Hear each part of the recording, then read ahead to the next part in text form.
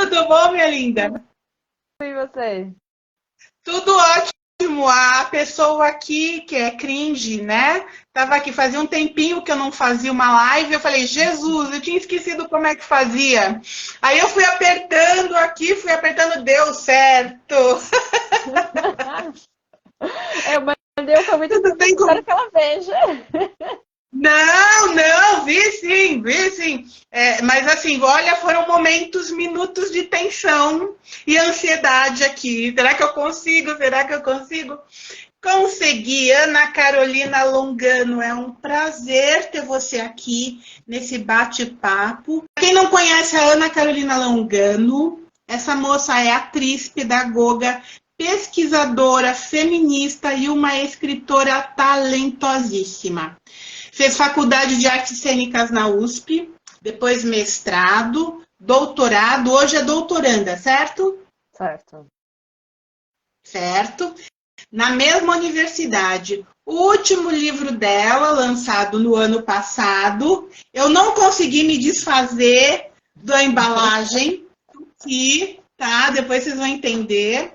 O último livro dela foi lançado no ano passado para mulheres porcas, mal vestidas e descabeladas. E eu acho que ele é obrigatório para todas as mulheres. São 10 contos cujas protagonistas são mulheres num mundo assim, parece ficção, mas não é tanto, né? E me lembrou muito o conto da Aya, da Margaret Atwood, porque assim, o que ele tem de absurdo, ele tem de real também, né? Aí você tá lendo e você fala, mas que absurdo, não, mas isso acontece. Opa, meu brinco caiu. Mas isso acontece. E é impossível a gente não se reconhecer naquelas mulheres, a gente não se identificar em algumas daquelas mulheres, nas violências, né? Que elas sofrem e que muitas de nós já sofremos.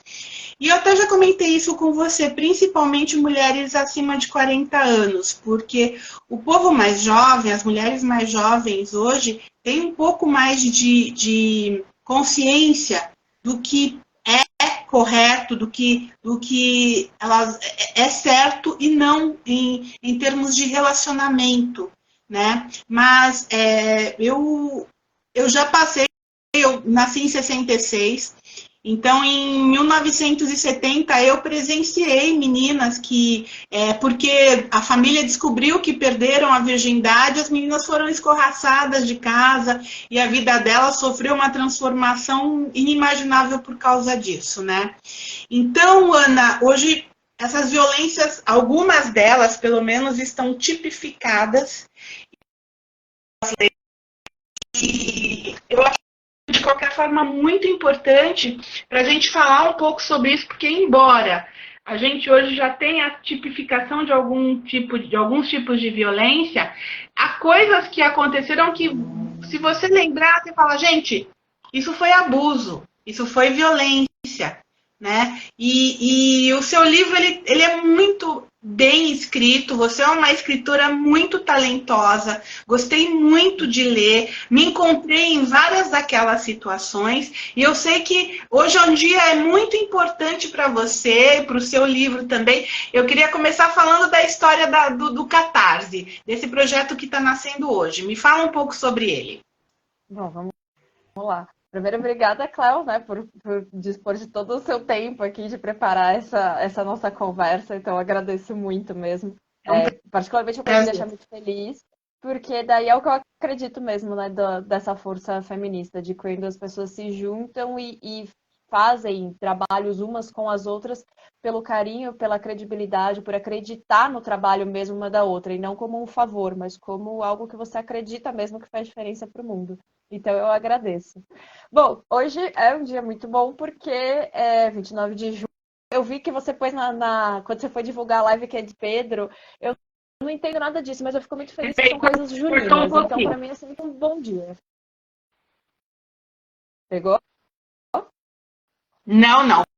Hoje é um dia importante porque é dia 29 de junho e. Você falou que era dia de São Pedro e eu ainda não entendo nada dessas coisas, mas eu fico sempre feliz quando tem a ver com festas juninas, sabe? Então, para mim, Uhum. é sempre uma alegria saber disso. Enfim, e aí hoje a gente está lançando aqui, também tô com o livro, o Uhum. financiamento pelo Catarse para a segunda edição do livro, né? O que aconteceu foi que a primeira edição do livro, ela foi uma edição premiada, mas feita, né, por uma editora independente, de uma maneira independente, e ela foi uma tiragem que não foi grande, uma tiragem pequena, mas que se esgotou. Só que o livro acabou e a gente continuou recebendo pessoas falando, então, eu quero o livro. A gente falou, putz, mas acabou. Não, mas eu quero o livro, eu quero o livro, eu quero o livro. Ela falou, bom, então tá, como é que a gente faz esse livro, então? Ela falou, bom, vamos tentar o financiamento coletivo, né? Porque o legal do financiamento coletivo é que você contribui para o projeto e aí, dependendo do quanto você contribui, uma das que você apoia, uma das recompensas que você recebe já é o próprio livro. Então, de certa forma, seria como se você já estivesse comprando o livro. Só que tem um diferencial, né? A gente está fazendo esse financiamento, ele é no tudo ou nada. Então, ou a gente atinge a nossa meta, que é de 16 mil, e aí sim a gente produz, manda o livro, imprimir o livro, as pessoas vão receber na casa, quem apoiou o livro vai receber o livro e tal, ou o projeto não vai existir. Então, para a gente é muito legal e dá uma ansiedade, porque assim, a gente precisa atingir a meta para ter a nova edição. Então, eu tô falando para todo mundo assim, gente, tão importante quanto se você quiser ir lá e apoiar o valor para você receber o livro, é divulgar. Porque na primeira edição eu já divulguei para minha bolha, né? Então agora, que é o que mais me interessa nessa segunda divisão, nessa segunda edição, é sair dessa bolha e alcançar outras pessoas com o trabalho. Então, tão importante quanto apoiar é apoiar divulgando também. E aí hoje a gente iniciou essa campanha do Sim. Catarse. Eu tenho certeza que vai ser uma campanha, vai ser vencedora. Deixa eu ver o seu livro.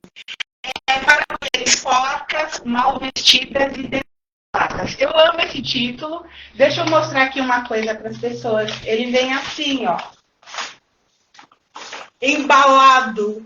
E assim, essa embalagem ficou comigo. O livro e a embalagem andam juntos aqui em casa. E eu adorei as histórias, são 10 contos, ficção, mas é uma ficção que você lê e você fala, mas peraí, isso já aconteceu comigo. Não é tão ficção assim. Esse livro, ele tem esse poder. E muito bem escrito, você escreve muito bem. Então, eu queria começar falando sobre esse livro. Primeiro, como é que nasceu o título desse livro? Para mulheres porcas, mal vestidas e descabeladas, que eu amo. Você sabe, eu gosto muito desse título. Me fala, como é que você chegou a esse título? Bom, a ideia do livro começou a surgir em 2018, que eu estava no mestrado, e eu já estava estudando mulheres, corpos, feminismos, mas ainda estava voltada para pedagogia, né? Mas isso já estava presente nos meus estudos. E entre as coisas que eu estava estudando, eu estudei, e teve uma exposição aqui em São Paulo, chamada na Pinacoteca Mulheres Radicais, que era uma exposição sobre mulheres artistas plásticas entre 65 e 85. E aí eu fui nessa exposição e depois eu peguei o livro que falava sobre a exposição, as curadoras contavam tal, e falavam sobre as artistas da época. E uma das coisas que me marcou muito foi que as artistas da época, algumas artistas da época, elas já usavam as palavras pegavam palavras que eram usadas para desprezar nossos corpos, né? E subvertiam isso. Pegavam uma palavra e falavam assim, não, agora vamos usar essa palavra então de outra maneira. Ah, você acha que essa palavra é elogio? Não, então vamos fazer essa palavra crítica. Você acha que essa palavra é crítica? Não, vamos fazer dela elogio. E quando eu vi isso, eu falei, gente, isso é muito bom, porque a gente tem um vocabulário altamente patriarcal, porque vivemos uma sociedade altamente patriarcal. E aí eu comecei a pensar nisso, eu falei, gente, mas quantas coisas já não me falaram como se fosse um alto problema, e pra mim isso não é um problema nenhum. E quantas coisas já falaram achando que estavam me elogiando super, e eu falei, gente, isso não é o menor elogio. E aí eu comecei a pensar, nossa, e o que são essas palavras que são geralmente direcionadas para as mulheres, né? E aí eu comecei a lembrar do porca, daí do mal vestida. Nossa, fulano é tão mal vestida. Eu falo, gente, o que é ser mal vestida, né? É você não achar que são legais as roupas que a pessoa tá usando. O problema é o seu. E o descabelada, porque, enfim, eu fui reparando isso. Eu sempre brincava que eu terminava as aulas descabelada, né? E aí eu falava, gente, mas eu não tô, isso não é um problema, isso é ótimo, isso quer dizer que eu vivi, que eu rolei no chão, que eu conversei, que eu me descabelei no bom sentido. E aí eu peguei isso e falei, gente, eu acho esse nome muito bom. E aí eu comecei o projeto com esse nome. Mas eu confesso que eu tive um receio no começo. Porque eu falei assim, tá, eu acho esse nome muito engraçado. Mas as pessoas falam bastante que o meu humor ele é um pouco peculiar. Aí eu falei, será que as outras pessoas vão achar engraçado? Aí eu comecei, falei para algumas pessoas próximas, mulheres, elas começaram a rir. Eu falei, bom, mas alguém entendeu. E aí, a hora que lançou o livro, isso foi muito engraçado, assim, porque assim como você, várias mulheres, quando foi comprar o livro, a gente recebeu umas mensagens do tipo, esse livro foi feito para mim. Eu sou a própria porca mal vestida e descabelada. Nossa, como você adivinhou? Você mesma me falou na época, né? Você falou, nossa, é para mim. Então eu achei muito legal, né, como isso tá forte, que as mulheres viam o título, se identificavam, achavam engraçado, entendiam qual era a intenção. Aí eu falei, bora lá manter o título, então, porque faz sentido para mim e para muitas outras mulheres. Então, bora lá manter. Diz para mim, de quem foi a ideia de embalar o livro nessa embalagem tão charmosa? Como é que surgiu isso? Eu ainda não consegui, você viu que a minha embalagem está aqui. De quem que surgiu a ideia? Então, a equipe que cuidou dessa parte, a equipe que fazer o livro são 4 pessoas, né? E aí, para a gente ter essa reunião para ir decidindo as coisas, sou eu, né, que escrevi e que pensei o projeto, a Lígia, que é a designer gráfica e diagramadora do projeto, que é, por minha sorte, a minha amiga desde os 15 anos, e o Vitor, que é o editor e o produtor. Então, as reuniões eram sempre nós 3 conversando. E aí eu sempre tenho receio de fazer essa resposta, porque eu falo, gente, de quem foi a ideia mesmo? E aí eu tenho medo sempre de não dar o crédito, sabe? Então, assim, por isso que eu falo, essas 3 pessoas estavam na reunião pensando sobre isso. E a gente tinha uma Uhum. questão porque o projeto, desde o início, eu falei assim, esse livro não vai ter capa. A Lígia, né, a designer, ela deu uma surtada, assim, ela, né, no bom sentido, ela, tá, como é que você me faz um livro sem capa? E o Vitor, como editor É. e produtor, também, ele falou, tá, beleza, mas como é que a gente fala assim, Tó, pega isso aqui sem capa? A gente tem que apresentar isso. Enfim, e aí a gente foi tendo várias reuniões para pensar, mas como é que a gente apresenta? Como é que a gente não apresenta? Como é que faz? E faz uma capa assim, faz uma capa assada, faz não sei o quê. E aí, o Vitor que veio com essa ideia, como é que é esse livro para você? Eu falei, é meu para as mulheres. Aí ele, como um presente. Eu falei, é como um presente. Então a gente foi conversando sobre isso. E aí a Lígia veio com essa ideia de, e se a gente fizesse essa capa, olha o título do livro, olha como é que é, e se fosse esse craft amassado com esse adesivo na frente? E aí, quando a gente viu essa ideia, a gente falou, nossa, é isso, assim, é perfeito, porque vira um presente, ele fica embrulhado, mas ele fica porcamente embrulhado, né, e a gente comunica, e a pessoa não pega uma capa em branco e fala, que livro é esse, né? Só que aí foi muito legal que a capa acho que deu mais certo do que a gente estava pensando, porque ela começou a criar esses conflitos, né? Então as pessoas falam assim, mas o que eu faço? Eu jogo fora? Eu não jogo fora? Eu falei, não sei, o livro é seu. E na noite de lançamento era muito bom, porque as pessoas falavam assim, eu quero que você autografe. Eu falei, tá bom, então você vai abrir o livro? Aí a pessoa parava assim, não, mas eu quero abrir na minha casa. Eu falei, se você não abrir o livro, então eu vou autografar a embalagem. Não, mas eu quero que você autografe dentro do livro. Eu falei, então você vai ter que abrir o livro. E as pessoas ficavam assim, não, eu não acredito, você vai me obrigar a fazer essa história. Eu falei, vou. vou obrigar. Então foi Foi muito uma legal, porque excelente. acaba. Então, ela foi criando Foi uma ideia excelente. esse vínculo. Sim. E de novidade, né? Realmente virou um vínculo, porque eu não consigo me desligar da capa. Então tá a capa e o livro juntos aqui. Eu lendo as suas histórias, eu lembro muito do primeiro conto, porque é muito interessante aquela. Eu não vou falar muito para não dar spoiler, mas é muito interessante o retrospecto da personagem, né? Me fala, da onde veio a inspiração para contar essas histórias tão diferentes? Bom, eu sempre eu misturo bastante, né? Uma coisa minha de artista e acadêmica. Então tem muito na minha observação do dia a dia, então eu adoro, assim, as pessoas me contam umas histórias, às vezes pra pessoa você percebe assim que ela contou um negócio que é muito banal pra ela, assim, sabe? E aquilo me pega e falo, gente, isso dá uma história muito boa. E guardo, e vou guardando essas coisas. E junto com isso tem toda uma pesquisa acadêmica que eu faço, né, sobre corpo, mulheres e feminismos, aonde eu vou vendo coisas ali que eu falo, gente, não acredito que isso já aconteceu. Isso parece ficção. Você vai lendo e fala assim, não, não é possível, isso parece ficção. Não é possível que já foi assim, ou que isso foi normalizado, ou que isso aconteceu. Ou ainda, né, que nossos corpos foram registrados dessa forma. Então, eu vou sempre misturando essas duas coisas e inventando uma história, né? Por mais que me baseie em experiências, em coisas que aconteceram comigo ou com outras pessoas que me contaram, mas aí eu sempre vou para invenção. Eu parto daquilo e explodo aquilo, né? Então, eu vou fazendo essa mistura. O primeiro conto, o que abre, né, que é o Encardida, ele tem coisas que já aconteceram comigo, assim, não sei o que, de porca, e é muito engraçado, porque outro dia eu tava num ônibus, eu tava indo trabalhar no ônibus, e aí eu sentei do lado de uma mulher, e ela começou a falar comigo, e começou, e começou, e começou, e entre as diversas coisas que ela contou, e ela foi contando, assim, foi 30 minutos, só ela me contando a vida dela. E ela falando assim, não sei o quê, e começou a falar mal de uma outra mulher, e não sei o que. Essa mulher é meio porca, sabe? Assim, porque, não sei. Aí eu achei muito engraçado, assim, eu falei, gente, olha lá, ela tá usando o termo que tá no livro exatamente para desprezar uma outra mulher que ela não gostava muito por alguns motivos ali. Então, né, como é frequente isso, como isso vai acontecendo com diversas mulheres de diversas idades.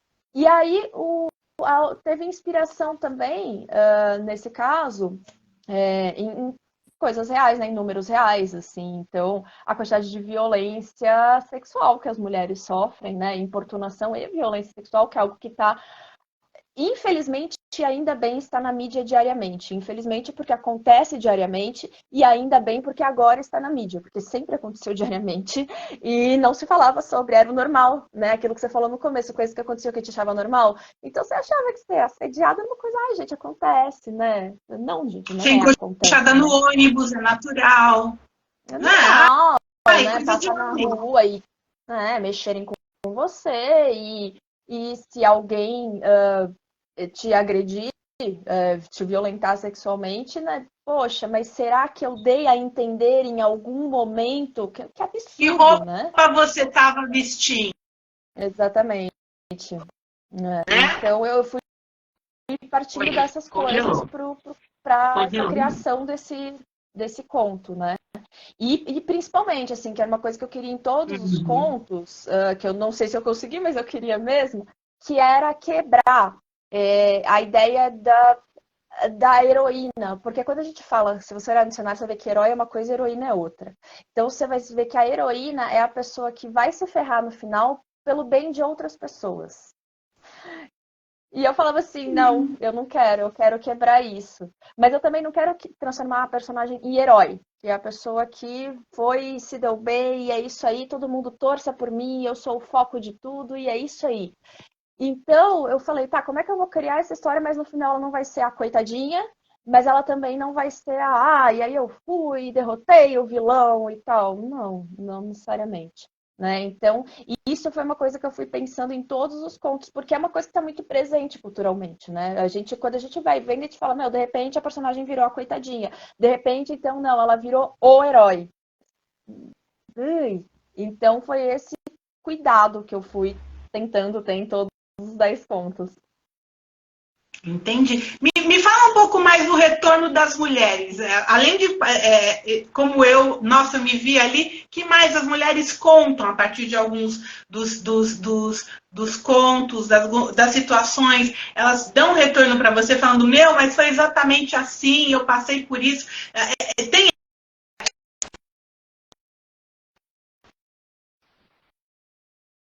Eu tive alguns. Oi, desculpa. Não, é que às vezes a conexão fica ruim, mas pode falar. Eu tive alguns retornos, assim, de mulheres e de homens que leram. A primeira coisa que eu achei mais interessante, assim, dos retornos que eu tive, foi como muitas vezes os homens que leram e me deram retorno, né, porque não é todo mundo que vem falar do livro, Uhum. muitos falaram assim, nossa, mas ele é muito pesado. mas ele é muito violento, mas ele é muito forte. E as mulheres não. E aí, porque quando eu comecei a ter um monte de retorno, já me falando assim, não, muito legal e tal, muito interessante, mas nossa, ele é pesado, nossa, ele é violento, nossa, ele é forte. Aí eu comecei atrás das mulheres, eu falei, gente, você leu o livro? Oh, pelo amor de Deus, ele é pesado, ele é violento, que... Não, não, não. Aí eu achei a melhor resposta da minha mãe, que a minha mãe leu o livro, eu falei, mãe, vamos lá, vai, você é mãe, vem com a sinceridade. E aí, ele é pesado, ele é violento? Ela falou assim, não, Carol, violento? Não, é a nossa vida que tá ali. Aí fez pá! Eu falei, caramba, mano, a nossa vida que tá ali, quando os caras vão ler, eles falam, isso é violento pra caramba. E pra gente é o normal. Nossa, então isso foi o que mais eu fiz, uou! Falando com a minha mãe, eu fui, obrigada, mãe, vou escrever meu doutorado agora. E então isso foi uma coisa que eu achei muito interessante, essa diferença. E das mulheres, eu tive reações bem diferentes, assim. É muito engraçado ver que cada uma pega um conto para chamar de seu, assim. Nossa, esse aqui é o conto. Aí vem outra pessoa. Não, esse aqui é o conto. Não, esse aqui é o conto. E para mim é outro conto, assim. Então isso eu acho muito engraçado, que cada pessoa acha que o melhor conto é esse, o melhor é esse. Não, esse aqui tem tudo a ver. Eu tive pessoas que já tinham passado, né, por alguns casos de abuso e tal, que refletiram, que falaram, nossa, será que aconteceu isso? Será que eu fui esquecida? Ou será que a pessoa ficou com peso na consciência? Ou será que... Então eu achei muito legal, assim, que conversou mesmo, né, com aquelas mulheres. E uma surpresa que eu tive, na verdade, que foi muito engraçado que você falou, né, que você acha que as mulheres da sua geração se identificam muito e tal. E foi muito engraçado, porque eu tenho 38 anos, né? E aí, quando eu fui escrever, eu falei assim, bom, acho que eu vou conversar com a galera da minha geração. Acho que vai ser isso. Eu falei, então vamos lá, entre 30 e 40, acho que eu dialogo ali com uma galera. Legal. E de repente, muito mais as pessoas com mais de 40 começaram a comprar o livro e se identificar. Então eu recebi mensagens de pessoas comprando, eu sou uma feminista de 60 e poucos anos e eu quero ler o livro. Eu falo, gente, que maravilha. Então isso foi uma surpresa para mim, assim. Eu realmente não imaginei que o público mais velho fosse lá tão sedento, sabe? Por conversar, por ler sobre isso, por também se ver representada ali, né? Então a gente vê como essa violência é antiga, né? Não é da minha geração, é da anterior e da posterior ainda, né? Por isso eu acho a leitura dele tão importante, porque eu não me lembro de ter visto, de ter lido algum conto de ficção. Eu li histórias reais, verídicas, né? Como jornalista, nos anos 70 era muito comum mortes, inclusive foi por conta disso que a Globo fez aquele Quem Ama Não Mata. Era muito comum até os anos 70, e tem gente hoje que não sabe disso, os homens matarem as esposas e saírem livres, dizendo que foi por conta da honra, foi para lavar a honra, e isso era aceito. Né? E aí teve essa minissérie da Globo, Quem Ama Não Mata, que pegou essa história, que era uma coisa comum, que estava acontecendo, e contou a história de um homem que mata a esposa, porque legítima defesa da honra. Né? Lendo o seu livro, por isso que eu falei do conto da Aya, que foi escrito em 1980, né? Mas eu vejo, não li, eu não me lembro de ter lido nenhuma ficção que falasse dessa forma. E eu vejo muitas mulheres da minha faixa etária, acima dos 50 anos, que também passaram por situações que hoje a gente vê com as gerações mais jovens, e de repente você faz uma viagem lá atrás e fala, peraí, então o que eu vivi foi um abuso, o que eu vivi era assédio. Então, peraí, eu fui vítima. Putz, eu fui vítima e nem sabia, e nem tinha nome para isso. Era uma coisa natural um homem te assediar no trabalho. Principalmente se você era uma garota de classe baixa, se você precisasse trabalhar, a proteção ia diminuindo. né? Então, eu acho o seu livro muito importante. Deixa eu desligar aqui uma coisa. Veio aqui. Eu acho o seu livro muito importante. E eu entendo bem essa história que você está falando das pessoas, as mulheres acima de 60 anos. Mas também para o pessoal mais jovem já ir se adaptando, que isso não é natural, isso não é certo, não é direito, e que tem que haver assim, tem que haver o respeito ao direito de todas as mulheres. Você falou da sua mãe. Me fala um pouco das mulheres que influenciaram a sua vida. Eu sei que você vem de um matriarcado muito forte, né? Uma família matriarcal. Me conta um pouco sobre isso. Bom, minha família, na verdade, foi sobre bem. É que essa palavra hoje em dia tem uma conotação muito. Pode ser equivocada, né? Mas foi uma família bem normal na construção heteronormativa mesmo, assim. Então, era meu pai, minha mãe, eu e meu irmão, né? Esse núcleo próximo. E meu pai faleceu em 2014. E minha mãe ainda bem tá viva aí. Acabou de entrar agora, aliás. Olha, falando nela, ela sentiu. Ela fez assim: vão falar de mim, vou entrar na live. Coisa de mãe, coisa de mãe. Total, é o que ela vai dizer, provavelmente. E aí, bom, minha mãe tá aí agora. As mulheres que me influenciaram em casa sempre foi, óbvio, né? Minha mãe sempre foi uma leitora, então eu sempre, desde criança, eu via minha mãe lendo no sofá, eu achava aquilo o máximo, assim.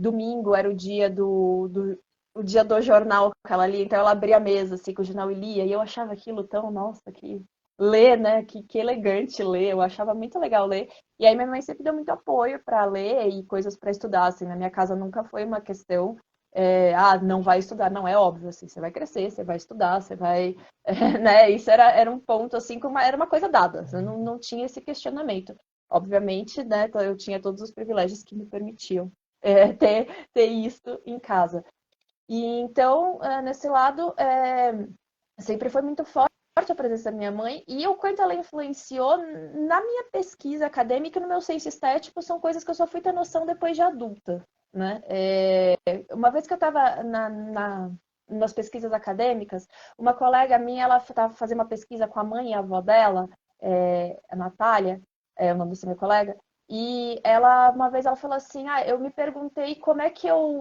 ajo quando eu sou a neta, quando eu sou a filha, quando eu sou a professora, quando eu sou... E aí eu comecei a pensar sobre isso. Eu falei, nossa, eu sempre questionei muito, né? Como sou eu a artista, como sou eu a professora, então como eu me coloco, quais são meus posicionamentos, como eu olho para o mundo dessa forma. Eu falei, eu nunca pensei isso como filha. Como eu sou como filha? Como eu me coloco como filha? O que é ser feminista e filha? E aí eu comecei a olhar bastante para minha história e falei, gente, mas olha quanta coisa de senso estético, artístico e de pesquisa que eu fui aprendendo com a minha mãe. Né? Então, uma coisa que está na minha pesquisa de mestrado e estará no doutorado, na tese, eu falo que eu aprendi a pesquisar com a minha mãe, que minha mãe cozinha muito bem, e muito bem mesmo. E, ai, vai saudade da sua comida, deixa eu só fazer um adendo aqui. E minha mãe, só que minha mãe não sabe da receita. Por quê? Porque minha mãe não segue receita nenhuma. Então minha mãe começa a cozinhar e aí ela lê a receita e fala, não, um pouco mais disso, um pouco menos disso. Não, isso aqui você pode substituir por não sei o quê. E eu ficava louca. Eu falava assim, mãe, como é que faz? Como é que faz essa receita? Lá, você põe isso, aí você põe um pouco. Aí eu falava assim, um pouco é o quê? Um pouco é um pouco, Carol. Eu falava assim, gente, mas como? Como é que é um pouco? Né, isso me enlouquecia. E depois eu percebi que, como artista e pesquisador, é assim que eu pesquiso. Você fala assim, Carol, como é que você faz sua pesquisa? Fala, gente, eu tô lendo esse livro, aí se eu percebo a necessidade, eu leio aquele outro, aí senão eu paro, aí eu pego isso aqui, aí eu pego um pouco da minha experiência, aí eu misturo com pesquisa de ciências sociais, e aí eu faço... E aí você fala, gente, por que isso? E tem uma frase que eu falava assim, mas mãe, como é que eu vou saber o que eu ponho na receita? E ela falava assim, olha pra comida e vê o que a comida pede. E aí eu falo, quando é que você está pesquisando? Quando você está fazendo uma cena, quando você está escrevendo um livro, olha para ele e vê o que ele pede. E aí eu falo, olha, foi ela que me ensinou a pesquisar. E aí eu fui percebendo várias coisas, assim, de senso estético. Oi?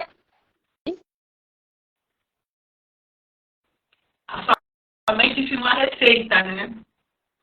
Me ensinou a receita que não tem receita, né? Faça a sua própria receita. E é muito engraçado, porque quando ela falava isso, eu ficava louca. Aí quando agora eu chego em sala de aula, por exemplo, e falo isso, e as alunas ficam loucas comigo, eu falo, ah, é, né? Agora sou eu que faço as pessoas ficarem bravas. Mas Eu sinto essa receita no seu livro. Você sente essa receita? Sinto. Sinto isso no seu livro, sinto sim. Muito legal. Então, assim, tem a influência da sua mãe, que é uma mulher admirável, né? Sim. Pelo jeito. Teve outras mulheres além dela? Tem. Desde a minha própria família mesmo, eu fui conhecendo mais nos últimos anos, né, a história da minha mãe mesmo e da mãe dela, né, da minha avó, pro lado de mãe.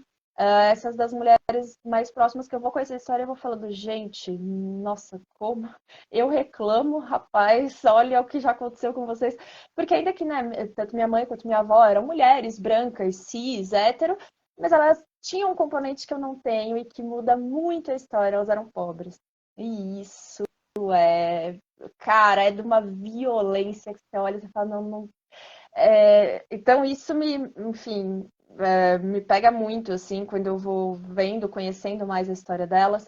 Academicamente tem a minha orientadora, que foi do mestrado e é do doutorado, que é a professora doutora Marília Velarde, que foi uma pessoa que desde cara, assim, me recebeu, cara, portas, braços, coração aberto, e que me ensina muito, assim, sobre pesquisar, sobre ser professora, sobre ser pesquisadora, sobre acolhimento e respeito aos saberes alheios, assim. Então, é quem eu agradeço muito e é quem faz o prefácio do livro, não à toa, porque a ideia do livro surgiu quando eu fazia uma aula da Marília, né? Então, é essa pessoa que ela é uma professora tão boa que ela consegue despertar tanta coisa na gente que uma das coisas foi essa.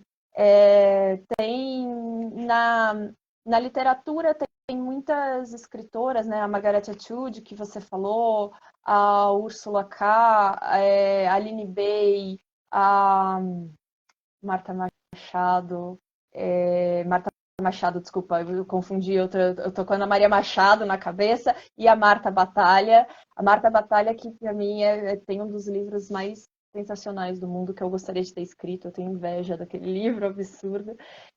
Qual, Então tem essas mulheres também da literatura, qual livro tem o livro A Vida dela? Invisível de Eurídice Gusmão, e que foi Esse eu não li ainda, mas filme tô também. Não, procurando. é o livro que eu queria ter escrito, simplesmente, assim, mas mas ainda bem que alguém escreveu. Na literatura, nos pensamentos, na teoria feminista, tem Eliette Safiotti, tem a Heloísa Buarque de Holanda, tem a Lélia Gonzalez, tem a Sueli Carneiro, tem... Ai, gente, são tantas que eu começo a falar e eu falo, ai, meu Deus, eu vou esquecer de uma delas e vou ficar com vergonha. Tem a Branca Viana, a mãe e a filha, a mãe que fazia a teoria feminista, a filha que agora faz podcasts feministas maravilhosos. Ai, tem tanta gente.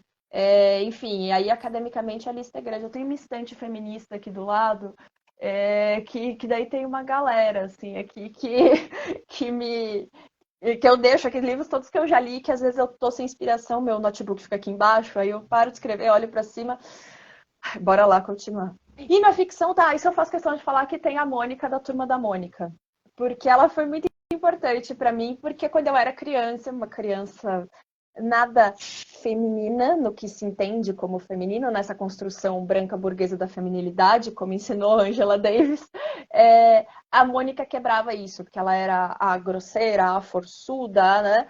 E eu me identificava muito, assim. Então eu sempre falo da Mônica porque ela era meio que a minha boia quando eu era criança, sabe? Quando alguém falava, ah, você é grossa, você é desastrada, ou você não sei o quê, ou você... Eu pensava, a Mônica também. Então ela era um dos seus ídolos, mas a gente vai falar mais sobre isso. Deixa eu te perguntar, você falou aí da questão da sua mãe, que da sua mãe e da sua avó tiveram um componente na vida delas, que elas eram pessoas humildes que você não tem. Mas eu acredito que mesmo assim ser mulher você teve obstáculos, você provavelmente teve que superar alguns obstáculos por ser mulher, né? E eu queria que você falasse um pouco sobre isso. Foi difícil ser mulher nesse Brasil? Ainda é, né? Eu queria falar que, foi, hoje em dia tá ótimo. Não, ainda é. Sempre tem, né? Assim, sempre tem. Eu falo que, eu acho que eu tô num dos topos, assim, dos privilégios mesmo, assim, que tem muita coisa que eu percebo quanto é muito mais fácil a minha vida do que de uma grande maioria das mulheres que eu convivo. Mas sempre tem, né? Sempre tem uma desvalorização do nosso trabalho, uma desvalorização da nossa inteligência. Tem uma coisa que o Vitor, meu marido, ele fica louco com isso, que eu falo assim, duvido das minhas coisas. Ele fala, mano, você é muito inteligente, como é que você duvida dessas coisas? E ele me chama de Geninha, né? Então ele fala, ô Geninha. E foi assim, uma coisa que ela é tão construída socialmente, né? Que você fala, você faz as coisas e você ainda duvida. Você fala assim, não, acho que não é tão bom, acho que eu não falei tão bem, acho que eu não fiz tão assim. Então, sempre tem esse desprezo, assim, quando você vai trazer uma ideia, alguma coisa assim, um olhar torto, um olhar sarcástico. Principalmente quando eu comecei a estudar e me aprofundar e partir da teoria feminista para as reflexões que eu fazia. Então, eu conto muitas vezes, e isso é uma coisa que a gente precisa deixar clara, né? Que a desvalorização das mulheres vem de pessoas, independente do gênero, né? Não são só homens que desprezam mulheres, isso não, é uma coisa cultural, né? Esse desprezo pelas mulheres, inclusive de próprias mulheres. Então, quantas vezes eu já fui falar de coisas que eu estudo e que, né, poxa, eu tenho outras pessoas que estão falando sobre aquilo também para dialogar comigo e desacreditarem ou falarem assim, não, mas teoria feminista não, mas tem o fulano que também fala sobre isso. Você fala, bom para ele, ué, que ele também fala sobre isso. Não, mas é isso. Não, mas se você for por esse outro autor, tá bom para esse outro autor que ele também fala isso. Olha que legal. Então, sempre tem um desacreditar, uma coisa que dá uma desvalorizada. Tem dificuldades, às vezes, né? E aí que são aquelas coisas, né? Que quando a gente está falando de linguagem, de relações sociais, a gente está falando de algo que é muito complexo, né? Então, uma coisa é eu virar e falar diretamente assim, sei lá, Cleo, você é burra. Aí você fala assim, não, beleza, a pessoa me xingou, tá aqui. Mas na linguagem a gente tem tantas outras formas de ser cruel e violentar a pessoa, né? Inclusive você vai falar, nossa, Cleo, que interessante. Eu acabei de desprezar tudo o que você fez. Só que aí, mas não, você inventou, não, mas não foi esse tom, você leu de outra forma, mas qual o problema? Ela falou que era interessante, né? Então, quantas vezes isso já aconteceu, assim, e acontece? E pequenas coisas que a gente vê no dia a dia, né? Eu falei do título do livro, né? Dos xingamentos e dos elogios que são feitos a gente. E tem uma coisa que eu vou dar uma aula hoje, eu vou falar essa mesma coisa na aula hoje, que é sobre dramaturgias feministas, que é, como professora, uma coisa que me incomoda é que eu nunca ouvi de mim e de nenhuma outra professora mulher que éramos inteligentes. Então eu ouvi que éramos boas, talentosas, legais, maravilhosas, lá, lá, lá. Não, não faltam elogios, não é isso que eu estou reclamando agora. Mas inteligente eu nunca ouvi. E de professores homens eu já ouvi tantas vezes. Nossa, o professor tal é tão inteligente, né? E eu penso, não só ele. Então, isso é uma Entendi. coisa, né, que acontece, assim, tirando coisas, né, de ataques, às vezes, que você sofre, de quando se você falar, a resposta que a pessoa tem é muito mais agressiva, de alunos que, né, aí vêm e dão uma piscadinha, né, mas professora, puta, que nojo. De cantadas já por internet, de xingamentos, de coisas assim, de ter que bloquear enfim, de coisas que acontecem e que você muitas vezes acaba se vendo naquela situação, né? Que você fala assim, tá, eu vou levar isso adiante, vão me culpabilizar. Eu já tive esse medo, né? Eu falei assim, tá, a pessoa deu em cima de mim, eu quero levar isso adiante, mas vão me culpabilizar? Vão falar que eu que não fiz, que não estava com a roupa certa, com o comportamento certo, com a atitude certa. Então, isso aconteceu algumas vezes, assim. Infelizmente, eu acho, sim, que nos últimos anos a situação mudou. Pelo menos nas últimas situações que isso aconteceu, não só eu fui e me impus mesmo, cheguei nas instâncias superiores e falei, aconteceu isso e foi uma questão de gênero, sim, como foi recebido do tipo, tá bom, estamos te dando apoio, vamos lá, o que a gente faz agora? Isso me dá um pouco de esperança. Alento. Um pouco de alento. Mudando aqui a Mônica, eu fiz uma pesquisa aqui, eu vi que você foi uma menina um tanto topetuda, digamos assim. Você gostava de futebol, tingia o cabelo de cores diferentes, lutava Kung Fu. Diga, é verdade tudo isso? É verdade esse bilhete. Não, é verdade tudo isso. Eu, eu sou caçula, né? E aí meu irmão é 4 anos mais velho que eu. E quando a gente era criança, a gente mudou para um prédio, a gente morava num prédio que não tinha nada assim, né? Era só o prédio e tal, e depois a gente mudou para um que tinha playground, piscina, blá, blá, blá, e um monte de criança. Só que assim, eu era a irmã mais nova, onde meu irmão ia, eu ia junto. E aí era isso, assim, precisa de um goleiro, não tem, põe a Carol. Porque ninguém queria ser goleiro, né? Aí eu ia, ficava de goleiro, ficava toda feliz. E eu sempre fui o que é chamado, olha lá, né? O que é chamado de moleca, ou era, pelo menos na minha infância, chamado de moleca, era quem eu era. E aí, meu irmão também, sempre o responsável por me levar pro, entre todas as aspas, mau caminho, que eu acho bom caminho. Quando eu fui ficando adolescente, que ele me apresentou o punk rock, que hoje em dia eu tô bem distanciada dele, mas eu sempre falo que a essência, a anarquistinha punk rock mora dentro de mim. A Ah, essência do punk rock tá peraí. comigo.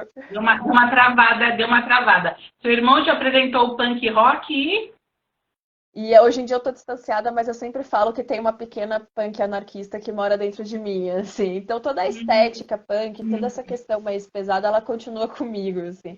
Mas ele me levou pra lá, então eu ia. Eu tinha 14 anos, eu ia com meu irmão, ficar um show de punk por semana. Eu ia pra esse meio. Aí comecei a pintar cabelo e usava umas roupas que eram consideradas diferentes, e tatuagem, não sei o que e tal. Coisas que daí eu já fiz desde sempre. E uma das coisas que minha mãe me ensinou foi a responder. Minha mãe nunca foi de levar desaforo para casa, mesmo. E então, eu sempre tive em casa essa imagem de que se você fosse agredida, né, você tinha que responder. Você não era para você achar de boa, né? Então você não ia calar a boca. Então eu sempre fui uma pessoa que respondia as coisas, ainda respondo. Às vezes minha mãe fala isso, né? Você fica velha, você cansa. Então, assim, você vai cansando de alguns, vai escolhendo melhor, né? As coisas, as batalhas. Mas eu sempre fui respondendo e sempre falei palavrão pra caramba. Meu pai era uma pessoa que falava muito palavrão e eu, muito parecida com ele, também sempre falei muito palavrão. É, nunca entendi o grande problema da ofensa que era o palavrão. Se eu não estiver te xingando com ele, eu não sei qual é o grande problema. Enfim. E então eu sempre fui desse tipo, assim. Então eu falava, não sei o que, alguém falava alguma coisa do meu cabelo, né? Porque hoje em dia cabelo pintado, ai, que normal. Põe muitos anos atrás, põe mais de 20 anos atrás. Então, assim, eu entrava no ônibus, o ônibus que, parava e olhava para mim. que cores você pintou o cabelo? Ixi, vamos lá. Foi vermelho, laranja, roxo, azul, verde e rosa. A rosa foi a que ficou por mais tempo, tanto é que na faculdade eu fui conhecida por Carol Rosa por muito tempo, assim. Então, foram essas as cores que eu pintei.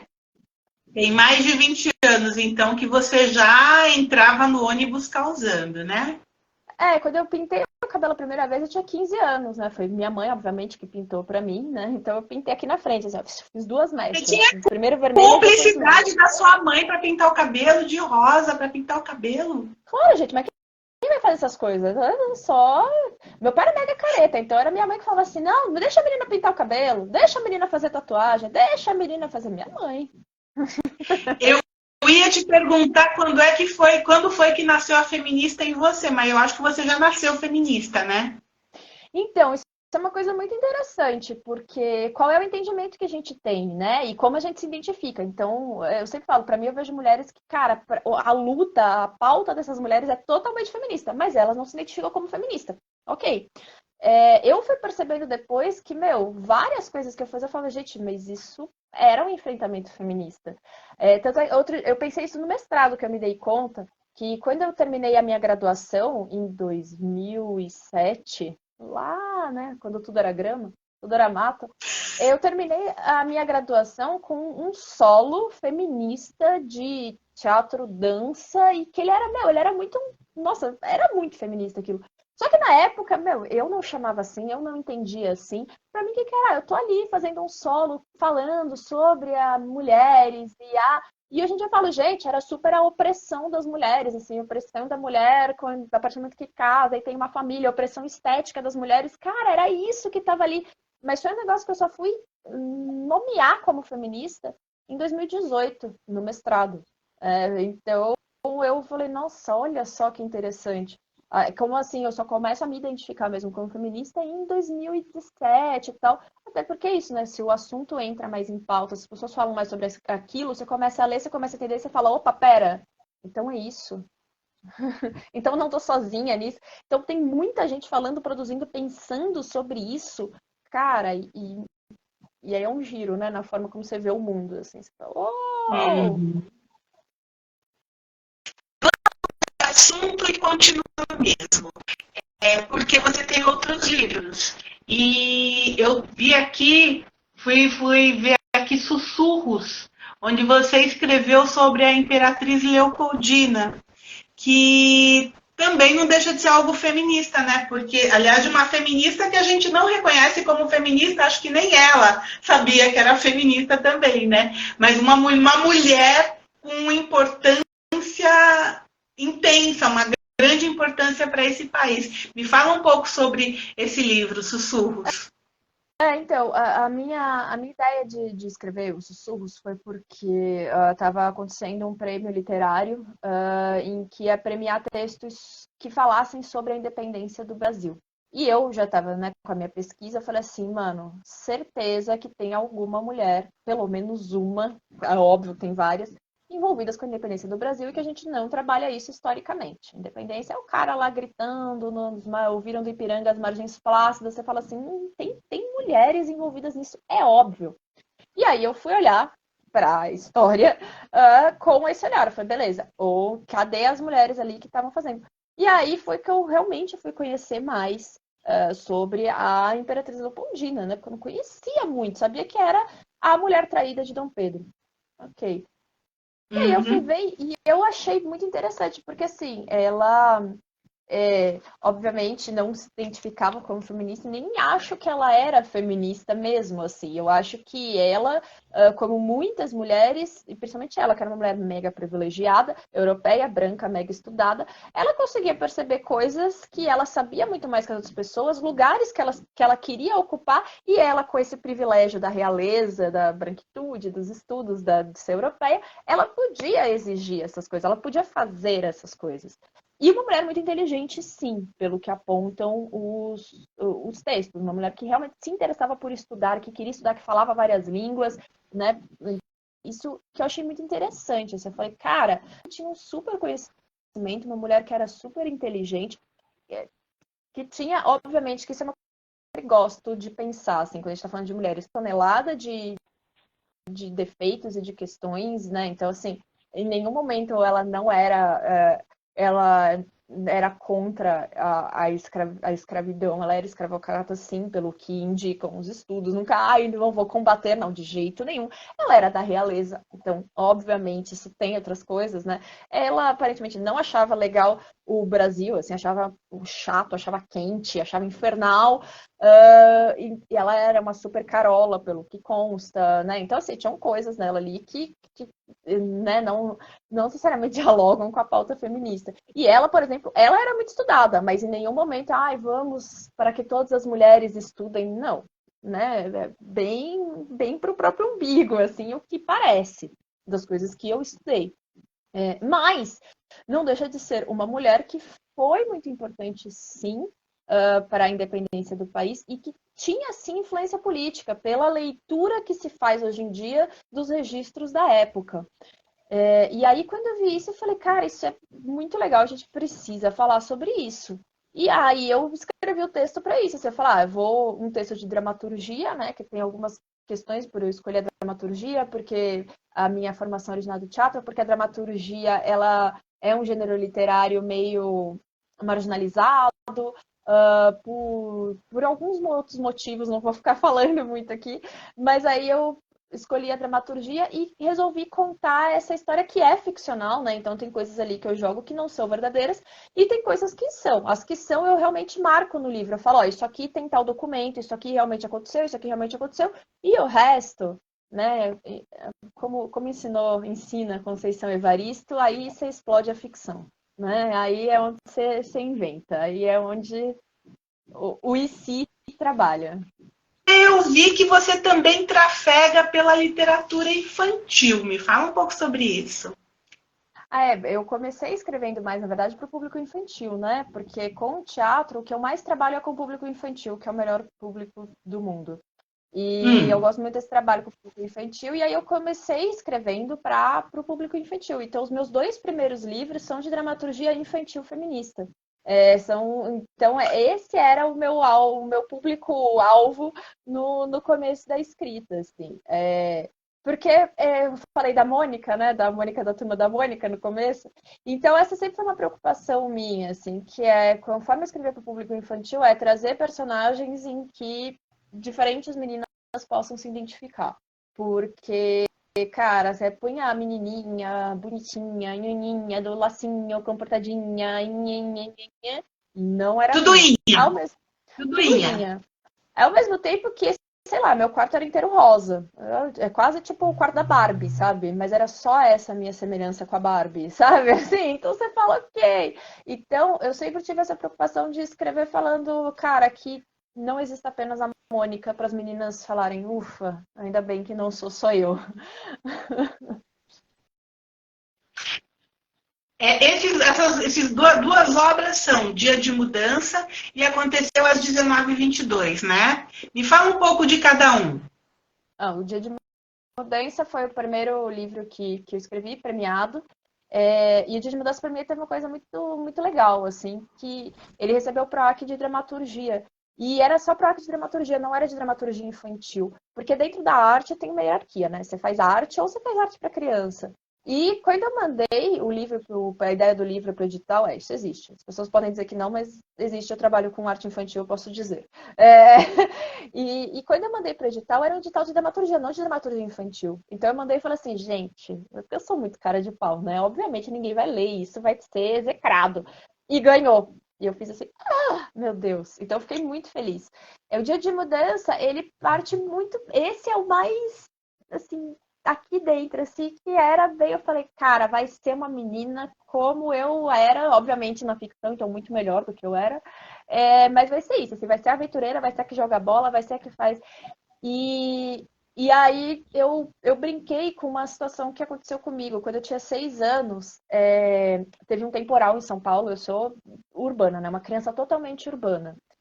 Uma pessoa totalmente urbana. E foi uma coisa que eu sempre achava assim, muitas vezes ligam histórias infantis com e a mata, e não sei o quê, e a vivência no interior. Eu falava, gente, a minha vivência é prédio, é concreto, é ter uma chuva e a cidade alagar. Essa é a minha vivência. Então, quando eu tinha 6 anos, 6 anos, quando eu tinha 6 anos, o dia do meu aniversário, em março, as águas de março, fechando o verão. Deu um temporal, a cidade alagou, eu, minha mãe e meu irmão ficamos presos numa ponte dentro do carro, porque estava alagado, não dava nem para ir nem para voltar, então eu passei meu aniversário numa ponte em São Paulo por conta de um alagamento. E aí, quando eu fui escrever Dia de Mudança, eu falei, cara, essa história do alagamento é muito boa. Então eu vou escrever uma história em que acontece um alagamento aqui, e aí um dilúvio, na verdade, acontece um dilúvio, e aí as crianças estão ali e então elas vão ter que se resolver ali nesse dilúvio. E aí foi o que eu parti para escrever o Dia de Mudança. E até como eu falei, né, que eu caçula da família, então eu pus também essa personagem, essa criança, a protagonista do livro, ela tá num grupo de meninos. E isso foi muito uma constante na minha infância. Então foi aí bem dessa história, bem dessa memória minha, assim, que daí eu explodi para escrever a ficção do Dia de Mudança. O Aconteceu às 19h22, ele já começou a ir para esse lado mais parecido, né, com o que teve os sussurros, que foi o de olhar para a história e falar, tá, cadê as mulheres que estavam fazendo essa história? Porque elas existiam. Elas podem não estar registradas, ou os registros podem ter sido apagados ou minimizados, mas elas existiam. E aí foi quando eu olhei para a Semana de Arte Moderna, de 1922, e falei assim, tá, bora lá, protagonismo das mulheres, cadê? E aí foi quando eu comecei a estudar mais sobre a história da Anita Malfatti. Então, aconteceu às 19h22, vai trazer uma menina, uma criança em 2022, que vai encontrar a Anitta de 1922, a Anitta Malfatti. E aí, nessa relação com as duas, a gente vai descobrindo mais sobre a Semana de Arte Moderna, sobre o que é ser uma artista mulher, sobre o que é ser uma mulher, uma menina, né? Quais são as coisas que você vai enfrentando, quais são as dúvidas que você tem, esse desprezo, essa dúvida pelos seus saberes, pelas suas ideias. Essas coisas vão aparecendo no 1922. Esse está esgotado. Aconteceu às 19h22, ele esgotou. Felizmente e infelizmente, ele esgotou. O Dia de Mudança ainda tem. Inclusive, no Catarse do Mulheres Porcas, uma das recompensas que você pode ter é você dar o seu apoio e aí você recebe um exemplar, né, para Mulheres Porcas não vestidas e descabeladas e um exemplar do Dia de Mudança. Então, é uma das recompensas que tem. E como é que a gente faz para contribuir para o Catarse? O Catarse, você acessa, né, catarse.me/para Mulheres Porcas, e aí você vai ver que tá todo o projeto ali. Tá tão bonitinho o projeto.